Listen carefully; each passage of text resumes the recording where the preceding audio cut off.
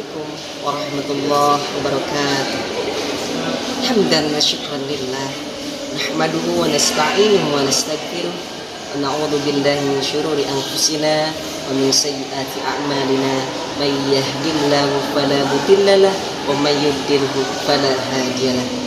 أشهد أن لا إله إلا الله وحده لا شريك له وأشهد أن محمدا عبده ورسوله لا نبي بعده. فيا أيها الحاضرون اتقوا الله حق تقاته ولا تموتن إلا وأنتم مسلمون.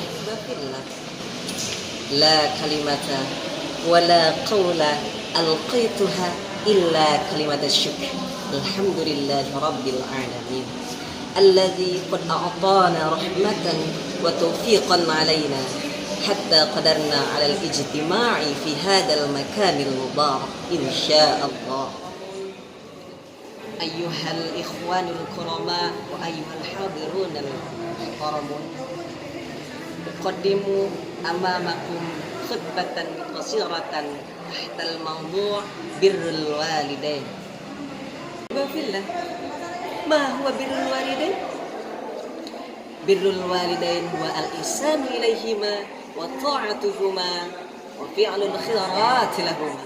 الأحبة في الله، وقد جعل الله للوالدين منزلة عظيمة لا تعدلها منزلة، فجعل برهما والإحسان إليهما فرض عظيم وذكره بعد الأمر بعبادته. فقال تعالى: أعوذ بالله من الشيطان الرجيم، بسم الله الرحمن الرحيم. وقضى ربك ألا تعبدوا إلا إياه بالوالدين إحسانا. وقال تعالى: واعبدوا الله ولا تشركوا به شيئا وبالوالدين إحسانا. أيها الأحبة في الله، اعلم أن بر الوالدين فضل عظيم وأجر كبير عند الله سبحانه وتعالى. فقد جعل الله بر الوالدين من أعظم الأعمال وأحبها إليه.